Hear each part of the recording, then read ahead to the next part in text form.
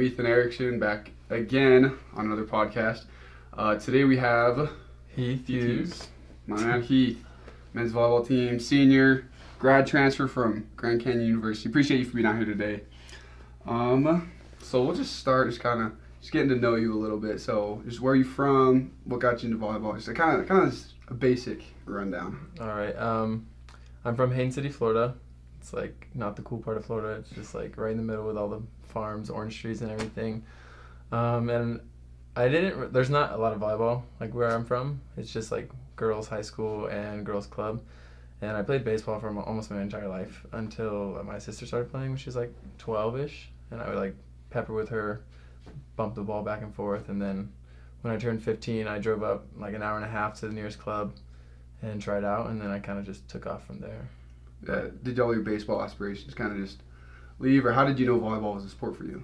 I was good at baseball, didn't like it, but I was good at it, and I was naturally good at volleyball, and I just like really enjoyed it, and I think that's kind of why I just wanted to try it. And my dad was big in baseball, so he was kind of disappointed that I wanted to leave baseball, but I don't know, once I realized that I could go to college for it, I kind of just went for it hardcore. Yeah, have they supported you since though? Oh yeah, they're at almost any game that they can come to now. They love it. Good to hear. Yeah. And then your sister plays as well, right? She does. She not anymore, but she didn't want to take her COVID year. But she played at Warner University in Florida. Okay, she was a setter. Yeah, setter too. So you both being setters, how did that? Was it just like coincidence, or did you both be like, hey, let's just work at the same position so we can work together? Like, how did that happen? It was totally coincidence. Like when I showed up to the tryouts, I think it was literally just the position that they needed on the team. And I was the new guy who didn't want to have, I didn't have a position that I was, dead set on I had to play. So, cool, you're going to be a setter. And I was like, all right, well, I guess so. So, I mean, outside of baseball, did you play any other sports growing up, or was it just baseball? Just baseball. All day, every day. Practice. If I wasn't at Little League practice, I was at the field with my dad doing it every day. So your dad played baseball. Did he play college, or he just loved baseball? He played college. He was in the minor leagues. I can't remember what team he played for. He was going to keep going up, but he shattered his knee, so it's the end of it for him. But so he's trying to live. We might cut this out, but he was trying to live his baseball dream through me, probably. Yeah. So it's very intense. Oh, I bet. Yeah, I can see how that can be. What about with your mom? Was she athletic or? She did cheerleading, and I think that was about it. She was just like your farm girl, tomboy. She did a pageant as a joke one time and she won, but that was the only pageant you'd see out of her, anything girly out of her. She was just cheerleading. I think she played softball too. Yeah. But never a for real, for school or anything. Are your parents pretty tall? No. My dad's 6 foot, my mom's 5'8". Really? And how tall are you?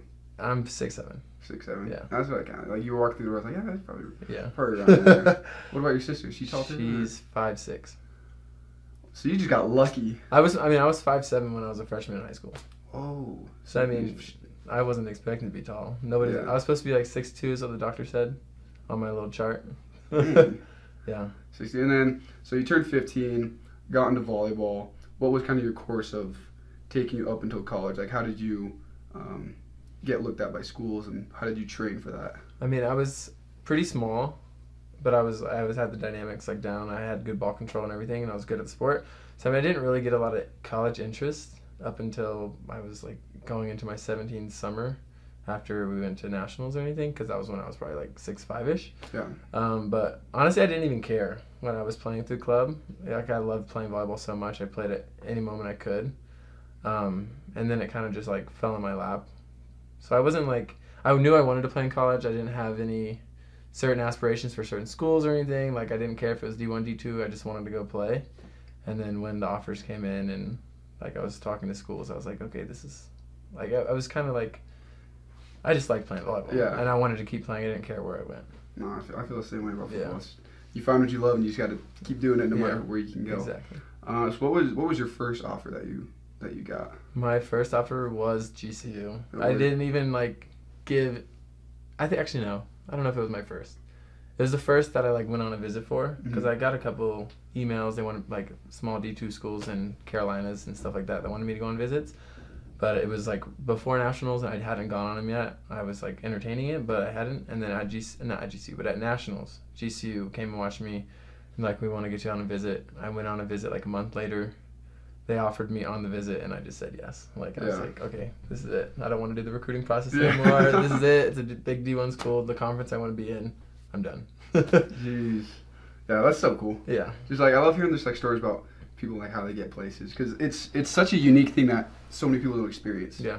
So just get like colleges talking to you and whatnot. And so you said with nationals, what you're 17? Yeah. What were you doing it there?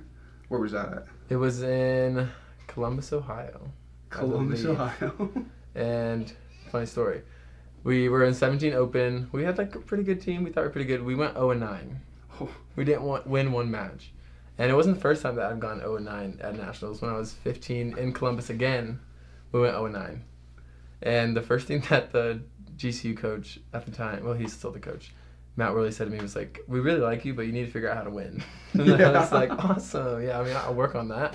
And then we went back the next year, and I was with a different club, and we ended up getting 5th in the country, which was, so I figured out how to win. Yeah. Basically, that was the moral of the story. Yeah. Oh, jeez. 0-9 twice. That's 0-9 twice. That's hard to do. That's kind of a comeback. It's hard to do. Oh, yeah. It's hard to do. I mean, even if you win one just by accident, I mean. No, we couldn't do that. Well, I think we won like 3 sets the entire tournament. Oh. So we went to 3 a couple times. We were so close. So close.